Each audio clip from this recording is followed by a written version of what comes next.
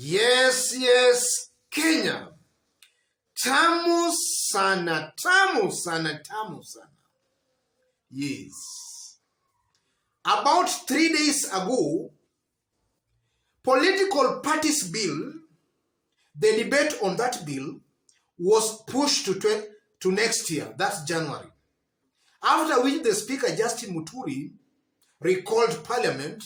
Now, Parliament should reconvene again on 29th this month, December.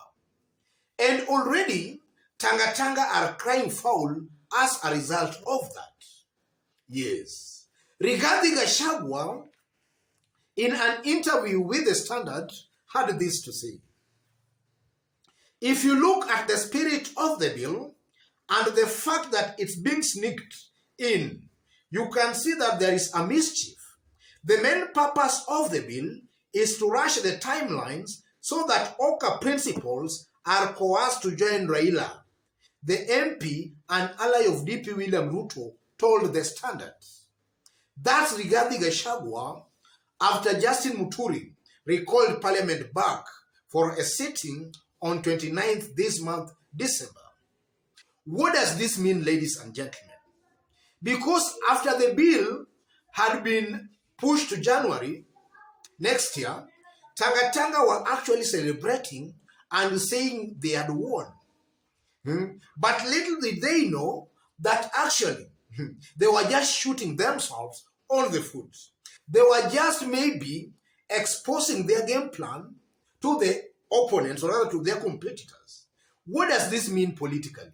That's our analysis and discussion today. So if in case you've just bumped here for the very first time, kindly subscribe, give this video a like. Give it a like, please. Thank you. God bless you. The first meaning of this is that Tanga, they don't have numbers in Parliament to defeat this bill when it's finally tabled on the floor of the House. Because if they had the numbers, then they could not be crying. They couldn't be crying. They could have just been composed. They wait for the bill on 29th, then they defeat the bill there in the floor of the House, or rather on the floor of the House.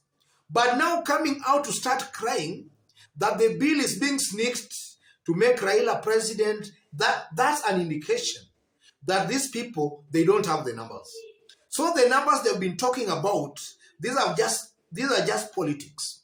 In real sense, they don't have the numbers and they don't have the capacity to defeat or to beat Uhuru Raila combination in Parliament. That one comes out very clearly. And then secondly, this team, Uda, Wilbaro, Tanga, they fear a Raila candidature and they've made Raila their main political agenda and objective.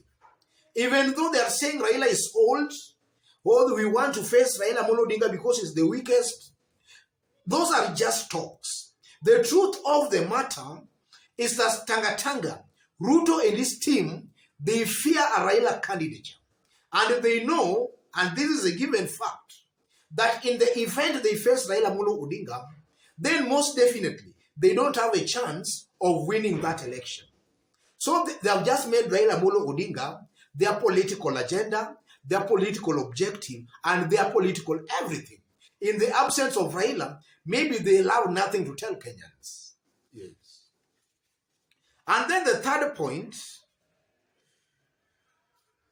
Rigathi Gachagua here is complaining that this bill is being used to coerce OCA into teaming up or rather joining hands with Raila Amolo Odinga. What's wrong with that, ladies and gentlemen? Because this bill is being made and is not being made written that OCA must work with Raila Amolo Odinga.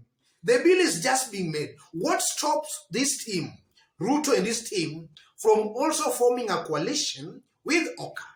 What stops them from doing that?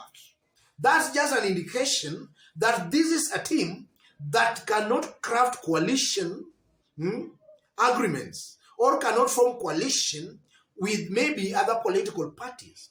And that just exposes their kind of political deficiencies. Because one thing, for a politician to be able to convince other top politicians to maybe join hands with him, that politician must be a little bit more experienced in politics. So this also just exposes Tanga that they are politically naive. They are still political greenhorns, and they lack the capacity of convincing other political leaders across the country to join them so that they can form a coalition. That comes out very, very clearly. Yes, and then this also just proves that these are propagandists. Because on the same day when the bill was being pushed to January, they were celebrating. They were saying that now won. And Dennis Itombi, for the better part of that day, actually in the course of the day had posted that Raila Amolo Odinga was being weakened. So it seems to appear they had not looked at the bigger picture. They were celebrating way too early, not knowing what was actually ahead of them. So this is just also another indication that besides this team being propagandists, they are actually not looking at the bigger picture. They are not seeing beyond their noses. They just celebrate things, but not knowing exactly what the things they are celebrating really means. Because if they had seen ahead, then they could have also seen a possibility of the house being recalled back. But now that they celebrated way too early, they exposed their plans to their competitors, who now, so that now if you are saying you have won, let's now recall back the house and we sort these things once and for all. So this is just another indication that Tanga, they are still political naives. They are still politically naive, greenhorns politically. They are not looking at the bigger picture. And then another point, I can also say that listening to Tanga, listening to Rigathi Gachagua, I also see this team as people who are just stamping. But in the real sense, they seem to be very, very hollow. They are very hollow. But when it comes to just stamping, they are very good in it. And lately I've been saying that William Ruto's biggest undoing is that he talks much. You know, in the 48 laws of power, we are told you should learn to listen. Don't talk more than necessary. Silence is always good in politics. But this is a team that every move they make, they always inform the whole country. Oh, we have beaten them here. We are now planning this. In fact, even as I talk, William Ruto has even come out now to start lining a battery of lawyers. Maybe who will defend him. Who will defend him assuming he loses the election. These are things that should not come out in the public domain. These should be private issues that they do within their party, the other party. But it seems to appear that this team never learns. They talk too much, and if something happens, then they are very quick to respond and very quick to talk about such issues. And this just gives their opponents the advantage to know on how to tackle them. Because I know, ladies and gentlemen, that if Tanga had not celebrated when this bill was deferred to January, then maybe the other side, or rather their political competitors, would have not seen it necessary maybe to recall the house again on 29th. Because from where I sit, I tend to believe there was still no hurry. Even if the house would have just reconvened in January, still the bill could have been passed. But now Tanga, because they are still actually not, they are not matured politically, and they are also not calculative and smart politically, they started early celebrations. And as they started those early celebrations, they were actually threatening the other side of the political divide. And that actually informed this whole idea of the house being recalled once more.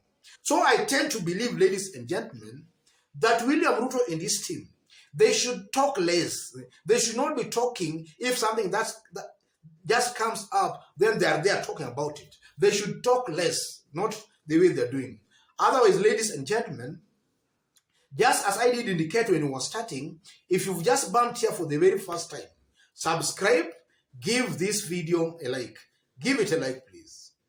And if you are watching us outside Kenya for the very first time, drop a comment, let us know from which part of the globe you are watching us from. And if you have not yet subscribed, subscribe, give this video a like. Give it a like, please. And to our fans and subscribers here, God bless you. God bless Kenya. I'm very much humbled for the kind of support you are giving me here. Tamu sana, tamu sana.